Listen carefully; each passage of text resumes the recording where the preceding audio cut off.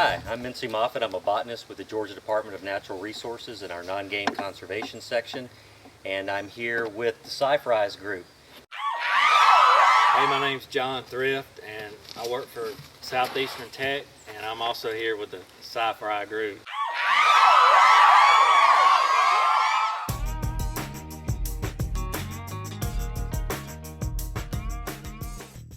The Ohooppee Dunes conservation area, really, we have 5 units in the conservation area, and 3 of them are owned by the Georgia Department of Natural Resources. One is owned by the Nature Conservancy, and one is owned by the U.S. Fish and Wildlife Service.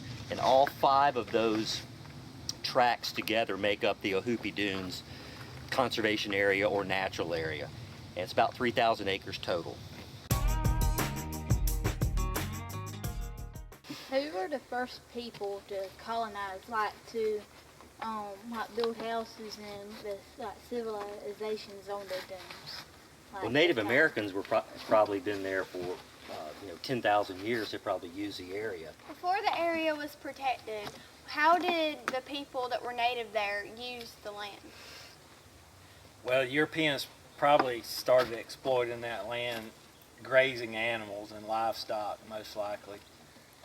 And then they harvested timber off the area and also utilized the pines for the naval stores industry. And so they collected turpentine and tar and resin from the trees that were used in the shipbuilding industry.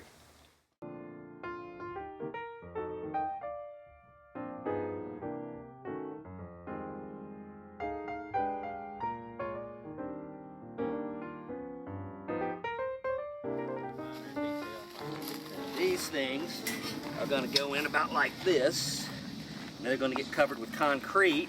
So they stay. This is telling somebody right here, this will be the first one, this is telling somebody that the trail goes here. So they'll be over there at the kiosk and they can read about it, see the map, and they can pick up a little brochure and they can follow the trail.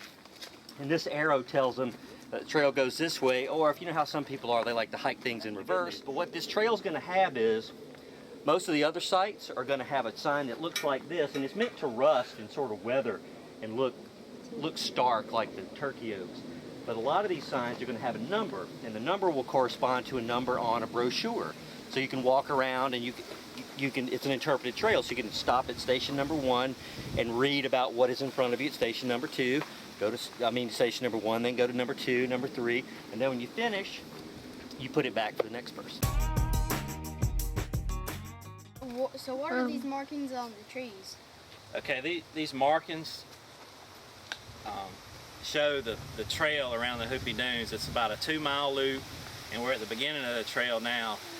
And we use these red markings to show the hikers where the trail is so they won't get lost. And they're going to be on the left side of the trail all the way around the loop.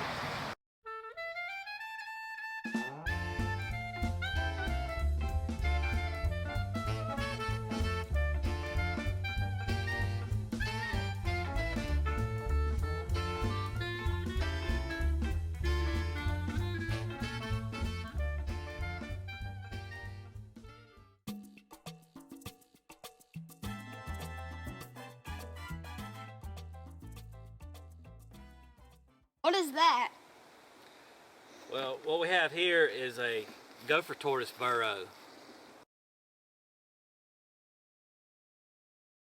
So we have a land tortoise that occupies this type of habitat, and what they do is they dig their burrows down in the ground, and those burrows can be quite large and quite deep. But the interesting thing about a gopher tortoise is they're recognized as a keystone species. So what that means is the presence of that animal facilitates the presence of a lot of other animals. In other words, if they went away, other animals that depend on the gopher tortoise burrows would also go away.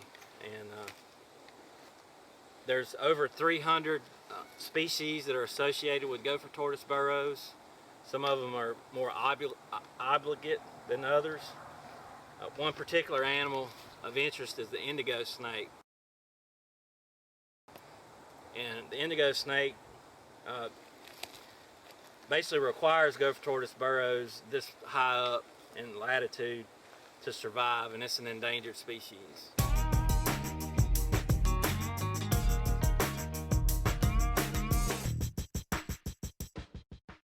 You know, for thousands and thousands of years, whether it was Native Americans setting fires or fires being started by lightning strikes and burning across the landscape, fires would burn for hundreds of miles and months. Nobody put them out. They burned as long as the weather conditions were right, as long as there was fuel to burn. We didn't have all the streets and roads that would stop a fire. We didn't have houses in towns. People are worried about getting burned, and we try to, you know, getting them burned down, and so folks are concerned with suppressing or putting out the fire, which we've been doing we've been putting out fires very well for the last 80 or so years.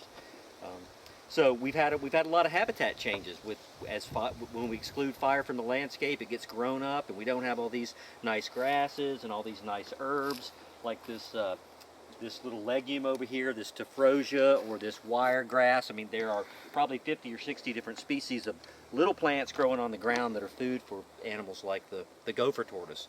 And if we don't have those things, then the gopher tortoise goes away. And if the gopher tortoise goes away, as John explained, the indigo snake goes away, and all the other critters, all the gopher frogs, invertebrates that are, and mammals and things that use this as refuge will disappear. So this will become a very sterile environment.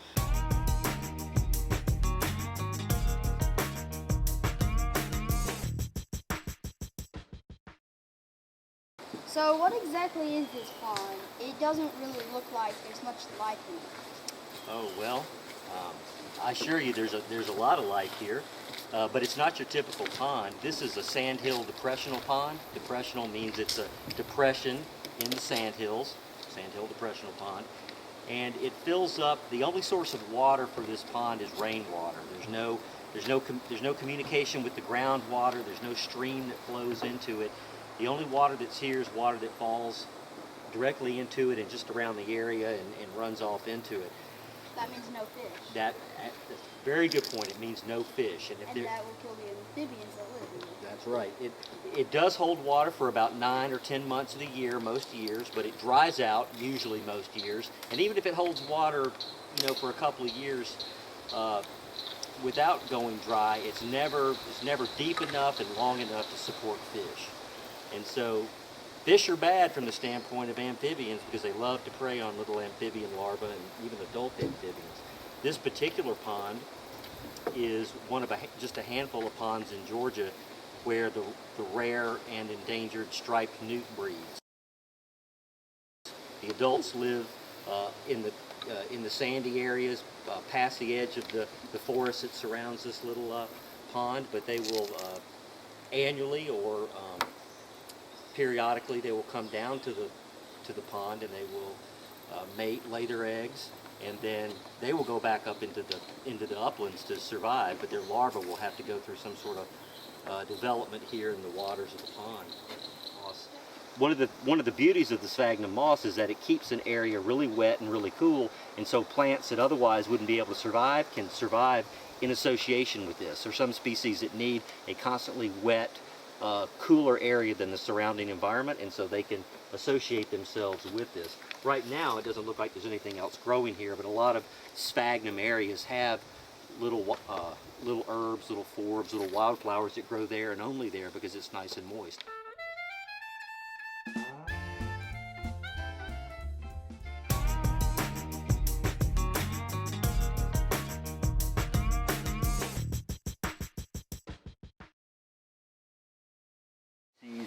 It's more of the collection, it's more of the rare habitat that we're after protecting here as opposed to individual species.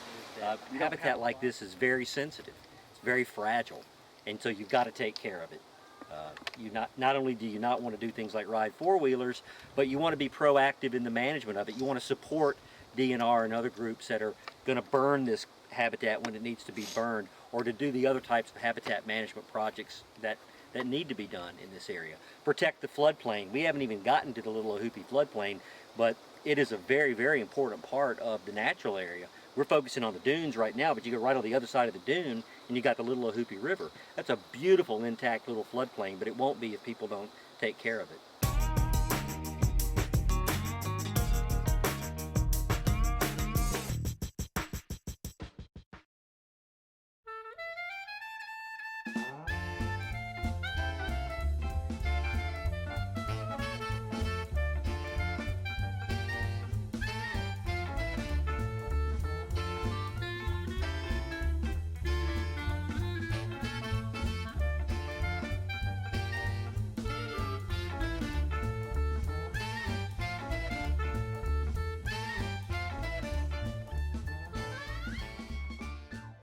don't have to go to another continent. You don't have to go to North Georgia. You don't have to go to Canada, you know, to find something special. You've got something really, really special right here.